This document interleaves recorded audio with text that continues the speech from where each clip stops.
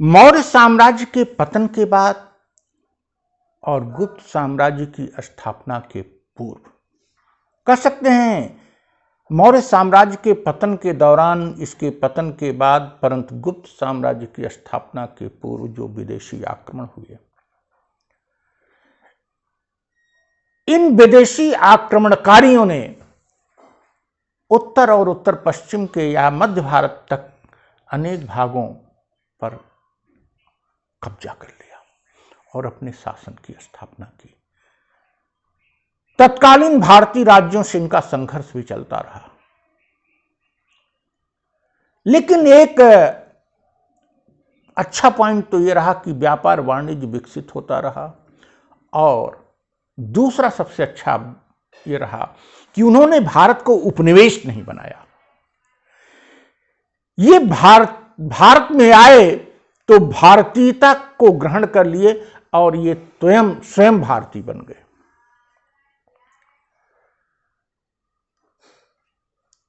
The invaders who captured the territory of India during the decline of Maurya and after their decline, but before Guptas, didn't make India their colony. They settled here in India, they Indianized themselves. वे भारत में बस गए, भारतीयता को ग्रहण कर लिए, भारतीय धर्म और यहां तक कि भारतीय नामों को भी ग्रहण कर लिया।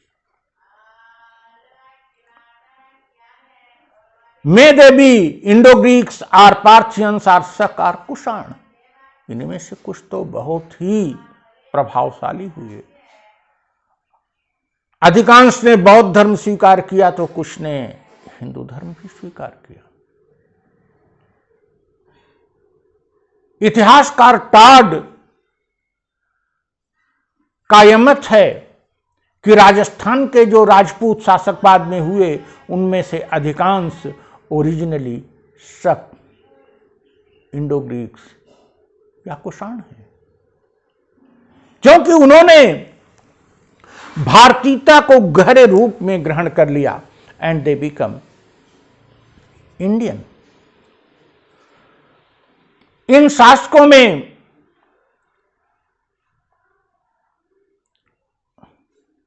कुषाणों में कनिष्क का नाम उल्लेखनीय है,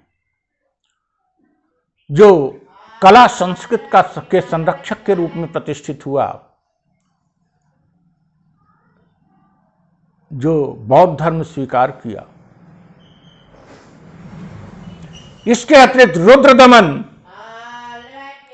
शक शासकों में, उसका नाम भी उल्लेखनीय है। मेनेंदर गोदोफर्निस जैसे नाम भी उल्लेखनीय है। इस दौर में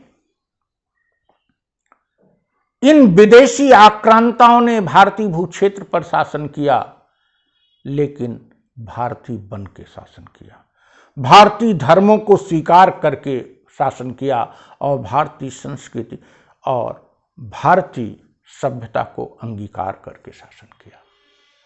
इसलिए इन्हें हम ये नहीं मान सकते कि विदेशी शासन हुआ। ये जो लोग बाहर के जरूर थे, इस रूप में तो हम लोग भी बाहर के, बहुत से इतिहासकारों का, अधिकांश इतिहासकारों का मत है कि अरे मूल निवासी यहां के नहीं थे, लेकिन हमने ही तो भारत की सभ्यता बनाई है। ये जो भारतीय आर्य संस्कृति बनाई है, हमने बनाई है। ऐसे ही इस भारतीय संस्कृति और भारतीय सभ्यता में उन्होंने अपने को लुप्त कर दिया और उन्होंने भारतीय क्षेत्रों पर शासन किया। और बाद में जब गुप्त साम्राज्य के रूप में एक बड़ा साम्राज्य स्थापित भी हुआ, तो ये लोग भारत छोड़ के भाग नहीं गए। They remain here in India, वे भारत में ही रह गए। यह जो इतिहास है 2nd सेंचुरी BC से लेकर 3rd सेंचुरी AD का 500 साल का, इस इतिहास में सकारात्मक नकारात्मक दोनों पक्ष हैं। बौद्ध धर्म का विस्तार है, ब्राह्मण धर्म का भागवत धर्म के रूप में परिवर्धन है,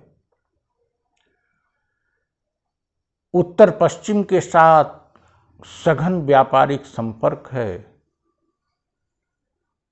और भारत में संगीत, कला, साहित्य के क्षेत्र में विकास है। गांधार कला, मथुरा कला, अमरावती कला का उद्भव और विकास, मूर्ति कला की ये शैलियां हैं, इसी दौर में हुआ। इस प्रकार से यह जो गैप है मौर्य काल के बाद और गुप्त काल के बीच का, राजनीतिक दृष्टि से, एक साम्राज्य दृष्टि से, इन व्यू ऑफ एम्पायर, यह बुरा है।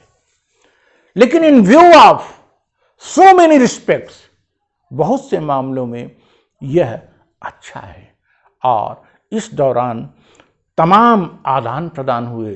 हम अभी नेक्स्ट वीडियो में देखेंगे, दक्षिण के साथ भी सघन आदान प्रदान हुआ और इस प्रकार से भारतीय संस्कृति की विविधता का जो स्वरूप निर्मित हुआ, जो आज हम देखते हैं, the form of diversity, the diversity in India, the basic cultural characteristic of India, वह उसका आधार इसी दौर में बना।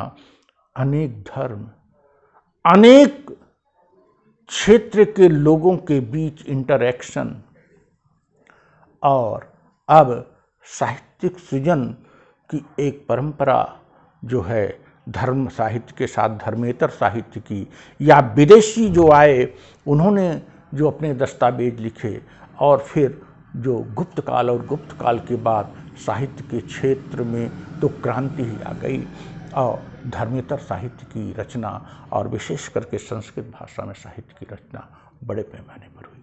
Thank you.